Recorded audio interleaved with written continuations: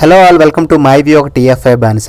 King Nagarjuna, mesmerizing director come actor Dhanush and cutie Rashmika Mandanna lead కాంబోలో Sekhar Kammula direction లో ఈ రోజు థియేటర్ స్క్రీన్స్ టచ్ చేసిన movie Kubera. Movie title, characters glimpse, trailer, teaser ప్రతి ఒక్కటి మూవీ మీద భారీ ఎక్స్పెక్టేషన్స్ పెంచింది. సో ఫైనల్ గా మూవీ ఆ ఎక్స్పెక్టేషన్స్ రీచ్ అయిందా లేదా తెలుసుకుందాం. కానీ అంతకంటే ముందు మా వీడియోస్ మీకు నచ్చినట్టయితే please like, comment and share our videos. ఇక మూవీ విషయానికి వస్తే, మూవీ ఓపెనింగ్ లోనే ఒక 1 lakh crore స్కామ్.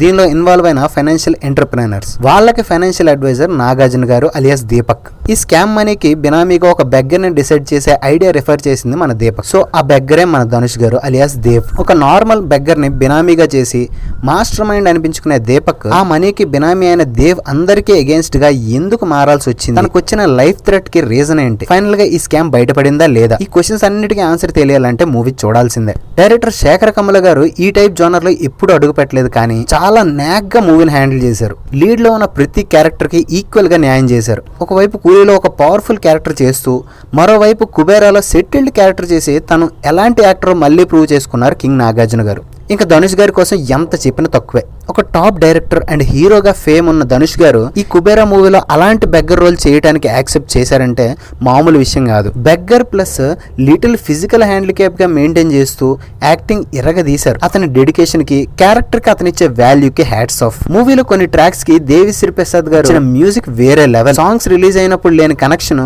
మూవీలో చూసినప్పుడు చాలా ఎమోషనల్ గా కనెక్ట్ అవుతాం. ప్రీ ఇంటర్వెల్ కి రష్మిక ఎంట్రీ ప్లాన్ చేశారు. శేఖర్ కమల మూవీలో ప్రతి హీరోయిన్ క్యారెక్టర్ కి ఎంత డిమాండ్ ఉంటుందో అతని ప్రీవియస్ మూవీస్ చూస్తేనే తెలుస్తుంది. సో ఈ మూవీలో కూడా రష్మిక గారికి మంచి రోలే పడిందని చెప్పుకోవాలి. కానీ యాక్టింగ్ వైజ్ ఒక ఫ్రెష్నెస్ అయితే కనిపించలేదు.